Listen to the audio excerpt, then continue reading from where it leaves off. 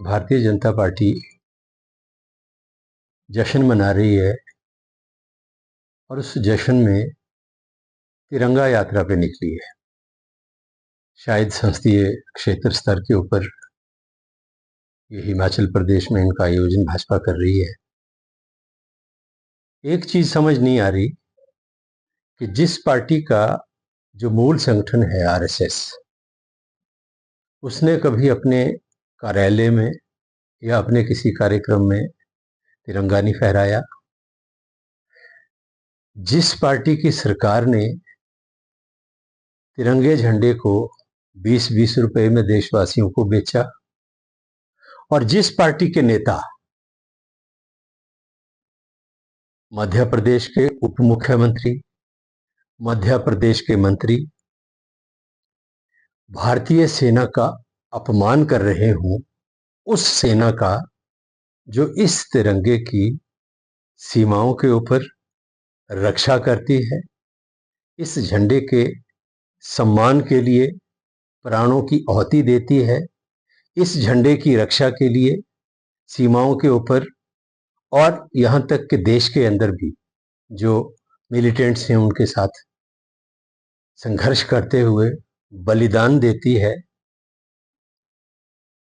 उनका अपमान करने वाले जो लोग हैं, उनका अपमान करने वाली जो पार्टी है, वो तिरंगा यात्रा पे अगर निकले और तिरंगा झंडा लेकर जो है वो जश्न मनाए तो वो समझ से परे। और जश्न किस चीज का? कारगिल में युद्ध हुआ, कारगिल जीता, सारी दुनिया ने देखा कि भारत पाक का युद्ध हुआ। उसकी मेरिट डिमेरिट में नहीं जाऊंगा, लेकिन दुनिया ने देखा कि भारत और पाकिस्तान के बीच में युद्ध हुआ और भारत ने उस युद्ध को जीता, उसका जश्न माना, पूरे देश में मना। लेकिन आज किस चीज का जश्न भारतीय जनता पार्टी मना रही है? अपनी असफलताओं का, अपनी विफलता का। आज देश ठगा हुआ महसूस कर रहा है। देश को समझ नहीं आ रहा कि भारत सरकार ने, प्रधानमंत्री ने किया क्या, हुआ क्या, और ये जो 3-4 दिन का कन्फ्लिक्ट पाकिस्तान और हिंदुस्तान का चला, इसका नतीजा क्या निकला? देश ने हासिल क्या किया? भारत को मिला क्या?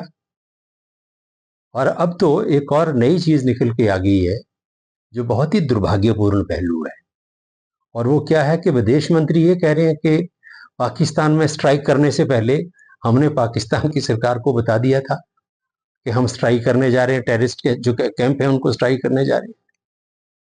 दुनिया के इतिहास में ऐसा कभी नहीं हुआ कि आप कोई देश दूसरे देश में एयर स्ट्राइक करने जा रहा हो, किसी भी तरह का आक्रमण करने जा रहा हो, उनके टेरिटरी में जाके अटैक करने का उनका इरादा हो, करने वाले हों, और जो अटैक करने वाला है वो दूसरी कंट्री को जाके बताए कि हम आपके ऊपर हमला करने वाले हैं। तो ये तो अपने आप में मैं समझता हूँ कि अब तक का पूरी दुनिया में जो एक इतिहास रहा है युद्धों का, उसमें सबसे ज्यादा अगर कोई इस मसले के ऊपर अगर हम पहलगाम से इसको शुरू करें और यहाँ तक अगर हम इसको लेके आए, तो लगातार इस मसले को भारत सरकार ने मिस हैंडल किया है।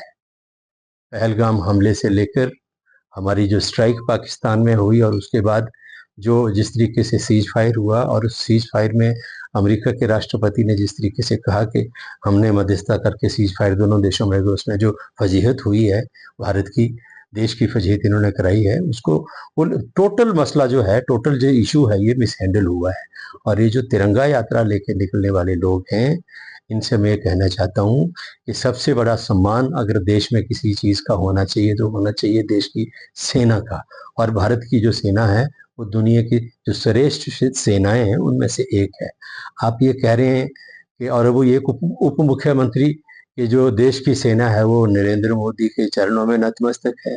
एक व्यक्ति जो सोफिया कुरैशी है, हमारे कर्नल हैं, और देश के लिए गौरव है उनका सेना में होना और उनकी भूमिका रही है, आप उसको लेके एक धार्मिक टिप्पणी करके उनको नीचा दिखाने की कोशिश कर रहे हैं।